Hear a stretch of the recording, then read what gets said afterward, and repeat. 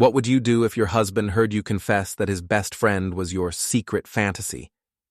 I thought it was just a joke, a silly thing said over wine with friends. But the look on his face when he walked in told me it wasn't a joke to him, and by the time I realized what I'd done, he'd already started the quietest, fastest divorce I'd ever seen. It started as a stupid laugh, one of those loud, careless ones that make everyone around you laugh too, until they don't. My name is Isla Trent, and if I'd known what that single laugh would cost me, I'd have swallowed it before it ever left my mouth. It was just a Friday night, nothing special. A few glasses of wine, my friend Zoe on the couch, and Michael's best friend Aaron sitting across from us. We were talking about nothing, music, work, the way Michael always triple-checks locks before bed. It was easy, warm, and harmless, until Zoe asked, half joking, which celebrity was my hall pass. I rolled my eyes, said none of them, and then laughed and added, "Please, I don't need a celebrity. Michael's best friend is already my secret fantasy." I said it because I thought it was funny. Zoe burst out laughing. Aaron's smile froze halfway. For a second, the sound of my own voice hung in the air like smoke I couldn't wave away. I laughed again, trying to make it sound like a joke, but Aaron looked down, suddenly uncomfortable. I should have stopped there, but I didn't. I made it worse. I smirked and said, "Relax, it's a compliment. You both should be flattered." Then I heard the sound that made my blood run cold, the door closing. Michael had come home early. I hadn't even noticed his footsteps. I turned, and he was standing at the end of the hallway, still holding his car keys, just staring at me. No expression, no words, just silence so heavy it felt like judgment. He didn't say anything to Aaron, didn't look at Zoe, didn't even ask what was going on. He just set his keys on the counter, walked upstairs, and closed the bedroom door. Zoe whispered, "Oh my God, did he hear that?" I said, "Of course not. He just got home." But my voice shook, and I already knew the truth. Aaron mumbled something about having to go. The door clicked shut again, and suddenly the house felt enormous and empty. I sat there with my half-full glass, telling myself it wasn't that bad, that Michael had probably heard the laughter, but not the words. But even as I told myself that, I could hear his footsteps above us. Slow, steady, deliberate. When I went upstairs later, the lights were off in our room. The bed was still made. I checked the guest room, and there he was, lying on top of the covers, fully dressed, eyes open. I asked if he was okay. He said, "I'm fine." I told him it was just a joke. He said, "I know." That was all. No shouting, no slam doors. Just that quiet voice that didn't sound like him anymore. I went to bed alone, convinced that by morning he'd calm down. He always did. But the next morning, he wasn't angry. He was polite. Too polite. He made coffee, said good morning, and left for work without looking at me. That was when I realized something was different. Michael had always been steady, soft-spoken, maybe even too forgiving. But now his silence had weight to it. It wasn't retreat. It was distance. Zoe texted me later saying, "He'll get over it. Guys always do." I wanted to believe her. I told myself it was a misunderstanding, that he'd forget it happened. But deep down, I knew better. The look in his eyes when he saw me laughing with his best friend wasn't anger. It was clarity. And clarity, I've learned, is more dangerous than rage, because rage fades. But once someone truly sees you for what you are, there's no pretending anymore. I didn't know it then, but that night was the last time Michael would ever look at me the same way. The next time he looked at me, it would be across a lawyer's desk. Before we dive deeper into this story, I have one small request. Please subscribe, drop a like, comment, and hit that hype button to boost this channel so more people can discover these incredible stories. The night started with laughter. That kind of lazy, warm laughter that makes you forget to be careful. Zoe had come over after work with a bottle of wine, saying we both deserved a break. Michael was supposed to be out late with a client, so it felt harmless to invite Aaron, too. He'd been part of our lives for years, easygoing, funny, never once inappropriate. It was supposed to be a friendly evening, nothing more. We sat around the coffee table, wine glasses half full, a playlist humming in the background. Zoe was telling some ridiculous story about her coworker trying to flirt with their boss. Aaron laughed, that calm, effortless kind of laugh that always made people relax. I remember thinking how composed he looked compared to Michael, who always seemed weighed down by responsibility. I said something like, "Aaron's always been the cool one. Michael could never fake that, even if he tried." Zoe laughed. Aaron shook his head. It was supposed to be funny. Then Zoe asked that stupid question, the kind she always asked when the wine was low and the night was long. "Okay, confession time," she said. "If you could have one fantasy, like a no-strings, no-rules kind of thing, who would it be?" I rolled my eyes. "You mean like a celebrity?" She nodded eagerly. Aaron laughed nervously. "I'm not answering that." Zoe turned to me. "Come on, Isla, you have to have one." I smirked, trying to sound bold. "Honestly, I don't need a celebrity. Michael's best friend is already my secret fantasy." Zoe laughed too loud. Aaron froze. My words hung there for a second. Too sharp, too honest. I tried to fix it, waving my hand like it was nothing. "Relax, it's a compliment," I said quickly. "You both should be flattered." Aaron smiled weakly, but looked away. Zoe poured herself another glass, still giggling. I was about to change the subject when I heard something behind me, a faint sound, the soft jingle of keys. I turned, and there was Michael standing in the hallway. He wasn't supposed to be home for another hour. He looked so still it scared me. His eyes went from me to Aaron to the wine glasses. No expression. Just quiet. I opened my mouth to say something, but nothing came out. He set his keys down on the counter slowly, like every movement required effort. Then, without a word, he walked upstairs. Zoe whispered, "Oh my God." Aaron stood up fast, stammering something about needing to leave. I followed him to the door, trying to make my voice sound casual. "Don't worry about it. He's fine." But my hands were shaking. When I closed the door, I stood there for a moment, staring at the floor.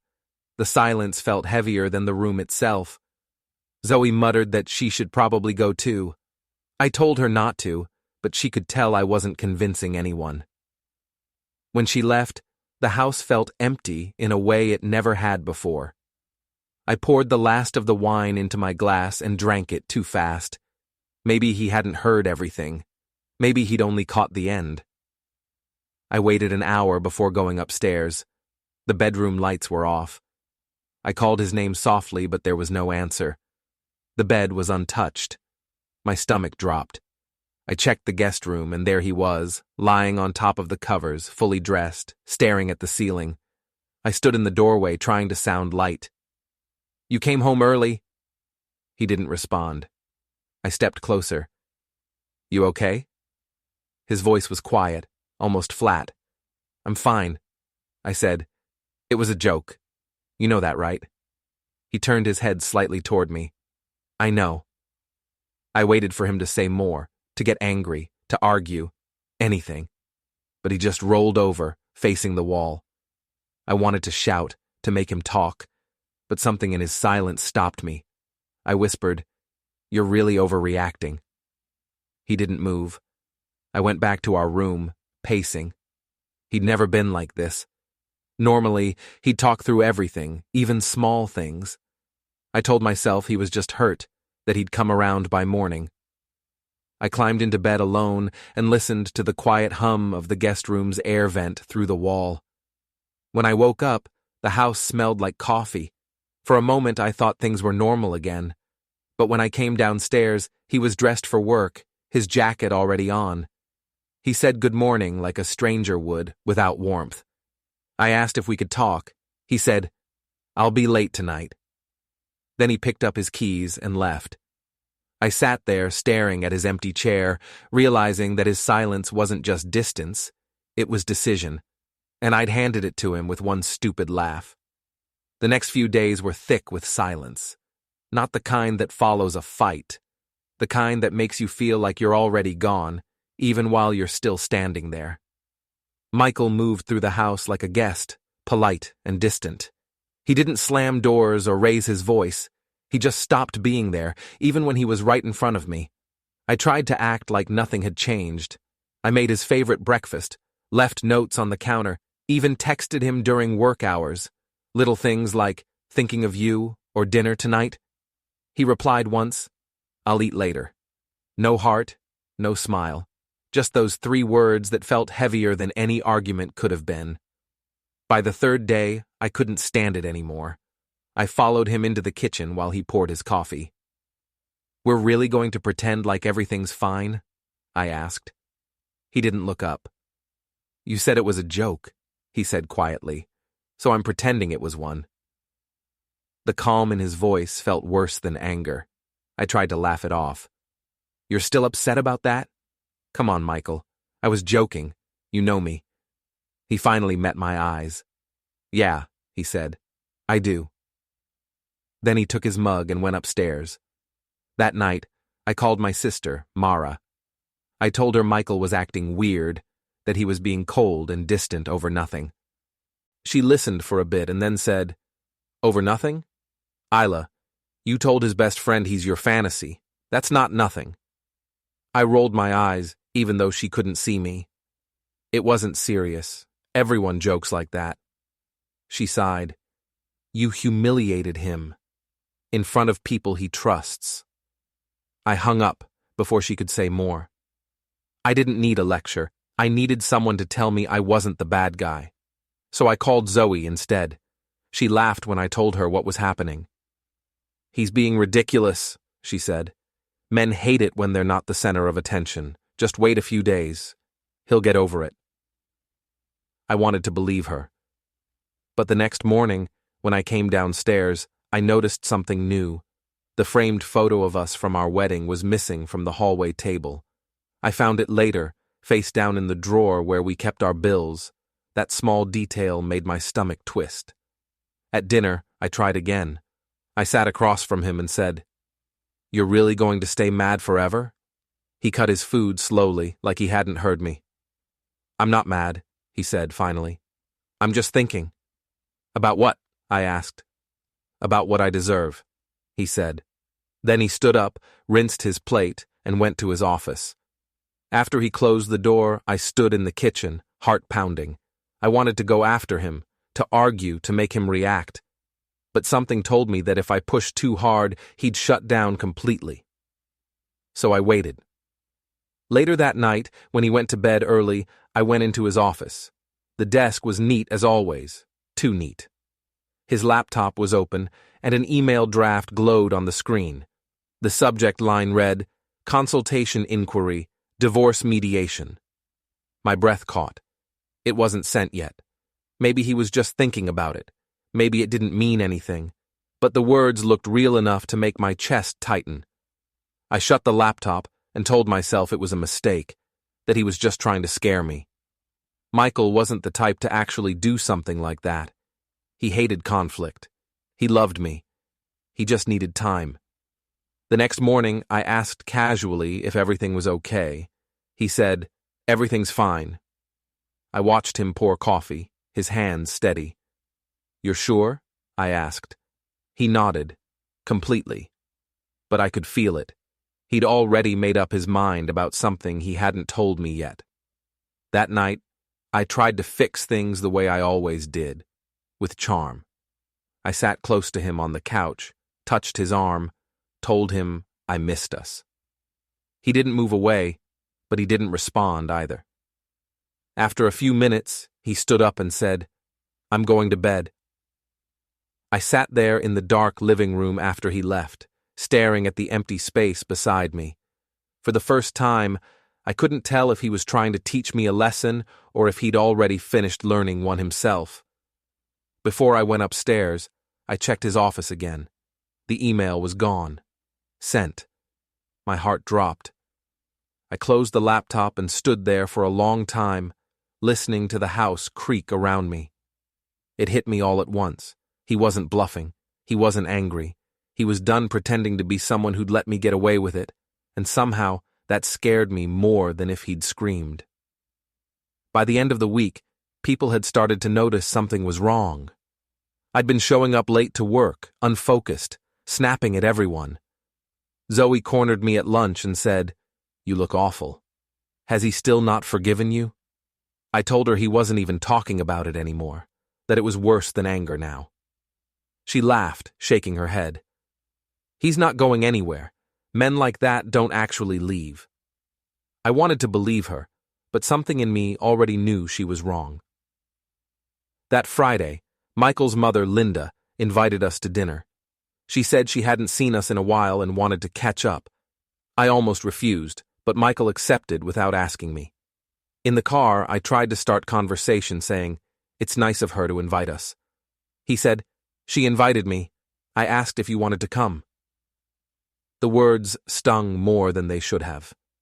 Dinner was unbearable. Linda was polite but distant, and his sister Mara barely looked at me. Michael was calm, composed, talking easily with them about work, about renovations, about anything that didn't include me. When Linda finally asked how I was, I smiled too wide and said, "Busy as always." She nodded slowly. "It's good to keep busy when things are difficult." I pretended not to understand. Mara asked about Aaron and my stomach tightened.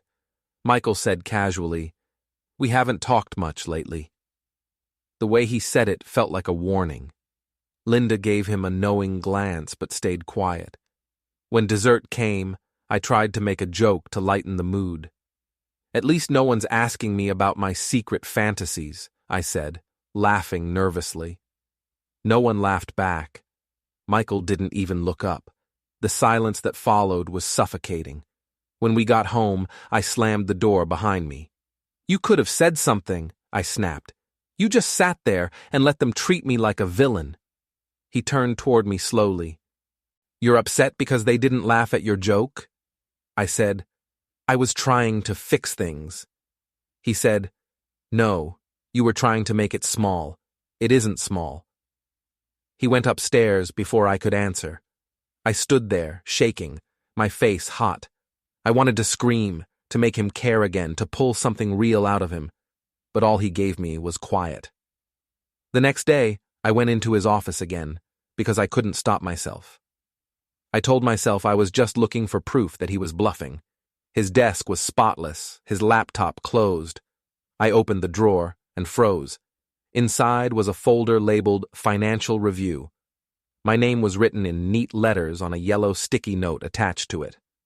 I opened it and saw lists, accounts, assets, debts, everything we shared, divided cleanly into columns. I sank into his chair, staring at it. It wasn't messy, it wasn't angry, it was organized, calculated. He'd thought through every detail.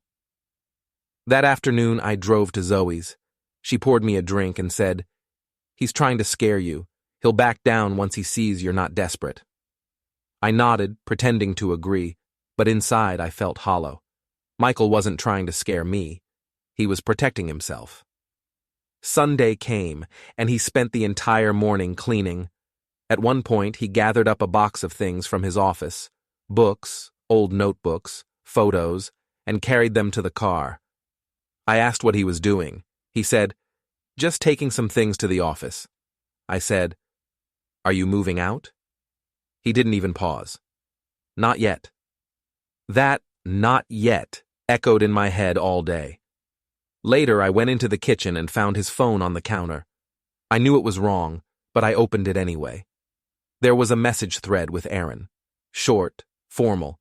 Michael had written, "Please respect boundaries. I'm not angry, but I need distance." Aaron had replied, "Understood. I'm sorry." My stomach twisted. It was final, clean. There wasn't even resentment between them, just closure. That night, I told him I'd seen the folder. "So that's it?" I said. "You're just leaving?" He looked at me and said, "You already left. You just didn't notice when. I wanted to argue, but my throat closed up. He went to bed without another word. I stayed in the living room, the clock ticking too loud, wondering how something so small, a joke, a sentence, had become the line we couldn't cross back over. The next morning, his side of the closet was half empty. His suits, gone. His drawer, cleared out. I sat on the edge of the bed, staring at the space he'd left behind. That was when I stopped pretending he was bluffing. He'd been preparing for this quietly, carefully, while I was still laughing about it with Zoe. I used to think silence meant forgiveness. Now, I knew it meant planning. And Michael had been planning every step while I kept talking. I woke up the next morning to the sound of boxes being dragged across the floor. Michael was in the hallway packing. His movements were calm, quiet, almost rhythmic. He wasn't rushing, wasn't angry, just steady. I asked where he was going, and he said, "I'm taking some things to storage." I asked if it was temporary. He said, "We'll see." That phrase, "we'll see," felt colder than goodbye. I followed him around the house, talking too much, trying to fill the silence. I told him we could fix things, that I was willing to go to counseling, that this didn't have to be the end.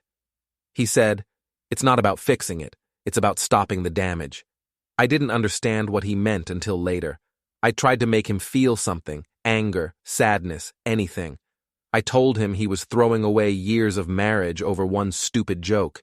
He said, "It wasn't the joke, it was the truth behind it." I said he was overanalyzing, that he was taking everything too literally. He said, "I heard you laugh like it was true." The way he said that made my stomach twist. I wanted to deny it, to explain it away, but every excuse I thought of sounded smaller than the hurt in his voice. That afternoon, his sister Mara showed up again. She brought him lunch and some boxes from their mother's house. She didn't even look at me when she walked in. I tried to talk to her, but she just said, "You should let him be." When I asked why everyone was acting like I'd committed a crime, she turned to me and said, "You made him feel like he wasn't enough. For someone like him, that's unforgivable." When she left, I sat on the couch and stared at the front door. The house felt less like ours and more like a place he was passing through. That night, I tried a different approach. I went into his office and said quietly, "I'm sorry." He didn't look up from his laptop. "For what?" he asked. I hesitated. "For what I said, it was stupid." He nodded once. "I know." I waited for him to say more, but he didn't. I said, "Can't we just start over?" He finally looked up, his expression calm. "You don't start over from contempt." That word, contempt, cut through me. I told him he was being dramatic, that marriage meant forgiveness. He said, "Forgiveness needs respect first." Then he went back to typing. The next morning, there was a knock at the door. A courier handed me an envelope with both our names on it. My heart sank before I even opened it. Inside were legal documents, formal, impersonal, signed by Michael. Notice of divorce proceedings. My name was printed beneath his, separated by the word verses. I went to his office holding the papers. "What is this?" I demanded. He said, "What it looks like." I said, "You could have told me." He said, "You would have tried to talk me out of it." I snapped then, accusing him of being heartless, of running away instead of fighting. He stood, calm as ever, and said, "I did fight. You just thought it was funny." He walked past me and out the door. I followed him onto the porch, shouting his name, but he didn't turn back. His car started, then the sound faded down the street. For hours, I sat on the couch, staring at the papers. His handwriting on the signature line looked so neat, so deliberate, like he'd rehearsed it. That night, I called Zoe. I told her he'd filed. She gasped, said he was bluffing, that he was just trying to scare me into begging. I wanted to believe that so badly. I said, "He wouldn't really go through with it. He's not like that." Zoe was quiet for a moment before saying, "Maybe he finally is." When I hung up, I went to our room. Half the drawers were empty. The closet looked hollow. His pillow was gone. I sat on the edge of the bed and realized that every quiet morning, every polite answer, every moment I mistook for calm, had been him building the distance brick by brick. I used to think people left all at once, with shouting and slammed doors. But now I understood that leaving can happen slowly, silently, until one day you wake up and realize they were gone long before the door ever closed. And by the time I understood that, it was already too late. The house didn't feel like mine anymore. It was still full of my things, but all the warmth had gone with him. Every sound, the ticking clock, the wind through the vent, felt too loud, like the place was trying to remind me he wasn't there. I kept thinking he'd come back, that he'd left to cool off. But each day that passed proved he hadn't just left the house. He'd left us. The papers sat on the table where I'd dropped them. I avoided looking at them, as if ignoring them might undo them. Then one afternoon the phone rang. It was his lawyer. The voice on the other end was calm, polite, rehearsed. Mrs. Trent, Mr. Trent has requested mediation to finalize division of assets. Hearing my name next to his like that, formal, stripped of affection, made my stomach twist. I hung up before she finished. I called Mara next. She didn't pick up. I left a message trying to sound steady. Just tell him to talk to me. We can fix this. She never called back. Instead, later that night, I got a short text. He doesn't want to talk anymore. Please stop reaching out through us. The next morning, I drove to Michael's office. His assistant looked nervous when she saw me. She said, "He's not in." I said, "I'll wait." She hesitated, then added, "He asked me not to let you in without notice." That was when it hit me fully. He wasn't just angry. He was gone. I sat in my car outside for a long time, watching people go in and out. I thought about calling Aaron, demanding to know what Michael had said to him, but I couldn't bring myself to. I already knew Aaron wouldn't answer. He'd been silent since that night, probably too ashamed to face either of us. When I finally went home, a courier was waiting at the door with another envelope. Inside were updated documents, asset lists, the mortgage division, his lawyer's notes. At the top of one page, in Michael's handwriting, was a single line: "All matters to be settled respectfully." I almost laughed. Respectful. Even now, he was calm enough to be polite while tearing our life in half. I called Zoe and told her everything. "He's serious," I said. "He's actually ending it." She tried to reassure me, saying, "He's just trying to scare you. He'll regret it once he's alone." I asked, "What if he doesn't?" She paused, then said quietly, "Then maybe he's not the one you thought he was." But I knew she was wrong. He was exactly who I thought he was, the steady one, the patient one, the man who'd loved me enough to forgive everything until I made him stop. The mediation date came faster than I expected. I dressed carefully that morning, as if looking put together would somehow make me less guilty. The lawyer's office was cold and quiet, all glass and soft light. I expected to see Michael waiting, but he wasn't there. His lawyer greeted me with a handshake. "Mr. Trent has already signed all necessary documents," she said. "He wanted this to be as smooth as possible." I felt my throat close. "He's not coming?" She shook her head gently. He preferred to avoid confrontation. We went over everything: bank accounts, property, the car. The words blurred together, all technical and final. When the lawyer slid the last document across the table, I hesitated before signing. I asked, "Did he say anything?" She nodded. "He left a note." She opened a small folder and handed me a folded sheet of paper. His handwriting was neat, deliberate. "Isla, you once told me laughter keeps love alive. Maybe that's true, but not when the laughter is at someone's expense. I hope one day you find peace with yourself." "I already have." I stared at the paper until the ink blurred. I didn't cry, didn't move. I just folded it back up and handed it to her. Keep it, I said quietly. I didn't want to take it home. When I got back to the house, it was raining. The sound of it hitting the windows filled the silence he'd left behind. I walked through the room slowly, touching things he'd once touched. The coffee mug, the door frame, the empty space where his jacket used to hang. Everything felt like a memory I couldn't turn off. By nightfall, I was sitting on the floor with a box of old photos. There was one of us at the lake. He was laughing, sunlight in his eyes, his arm around me. I remembered how safe that laugh used to make me feel. I'd spent so long turning it into a joke that I didn't notice when it stopped belonging to me. That night I realized Michael's revenge wasn't loud. It wasn't about breaking me. It was about walking away with his dignity while leaving me surrounded by mine, useless and heavy. And somehow, that quiet, lawful ending hurt more than anything else he could have done. A week after signing the papers, I packed the last of my things and left the house. My parents met me at the door with polite smiles, pretending not to look relieved that I'd finally come back. My mother hugged me too tightly, whispering, "It'll be okay," the way people do when they don't believe it themselves.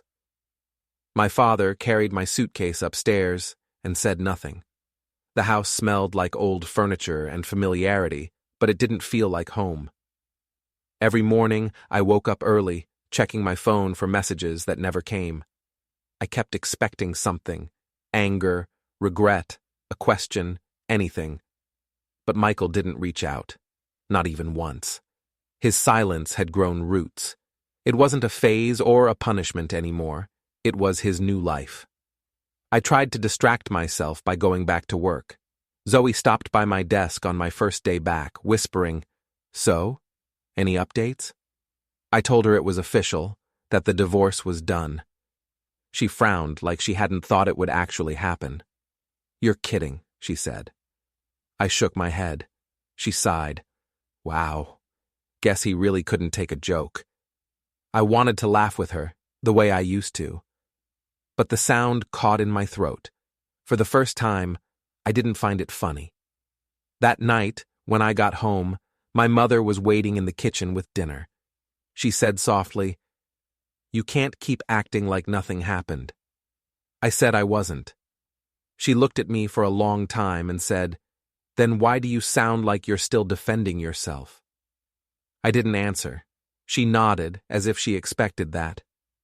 After dinner, I went upstairs and opened the box of things I'd taken from the house: old photos, small gifts, letters. At the bottom was the note Michael's lawyer had given me. I hadn't read it again since that day. I unfolded it and traced the lines of his handwriting. "I hope one day you find peace with yourself." I already have. It felt both cruel and kind at the same time, like a man finally setting down a weight I had forced him to carry. The next morning, I checked social media for the first time in weeks. Michael's profile was gone, deleted, not just blocked, Aaron's too. It was like they'd erased every trace of the past. A mutual friend had posted a picture from a company dinner. Michael was there, smiling. It wasn't the smile I remembered. It was lighter, real. I stared at it for so long, my phone screen dimmed. Later that day, Mara texted me for the first time since everything happened. It wasn't long, just a few lines. "He's doing better. He's moved into a new place. Please don't contact him. He deserves quiet." I typed a dozen replies before deleting all of them. What could I even say? That I missed him? That I didn't mean it? That I'd lost the only person who ever saw the good in me and still stayed? None of that would matter now. In the evenings, I started walking around the neighborhood just to fill the silence. Every house I passed with lit windows made me ache a little. I imagined other couples inside, talking, laughing, saying things they didn't realize could break each other. I used to think words were harmless if you didn't mean them. Now I knew that wasn't true. Words live longer than feelings do. One night, I sat outside on the porch steps, scrolling through old messages. The last one he'd sent me before everything fell apart was simple. "Pick up bread on your way home? Love you." I'd never replied. I'd read it, laughed, and told Zoe something stupid about how predictable he was. I'd thought I was being funny. Now that message felt like the last time someone spoke to me with love. The following week, another envelope came in the mail. Final financial confirmations, the official seal, my new status printed in black letters, divorced. It was clinical, final. I held it for a long time, then slipped it back into the box with everything else. That night, I dreamt of him sitting at the kitchen table, the way he used to, coffee mug in hand, reading the paper. I dreamt I walked in, touched his shoulder, said I was sorry. In the dream, he looked up and smiled. But when I woke, the smile was gone, and so was he. I sat there in bed, realizing that this was it. No more second chances, no more waiting for forgiveness that would never come. His silence wasn't empty anymore. It was peace. The kind he'd always given me, even when I didn't deserve it. I used to think the worst thing someone could do was leave in anger. But now I knew the truth. The real heartbreak is when they leave calm, when they stop needing to be understood, when they stop fighting to be seen. That's when you know you've finally lost them for good.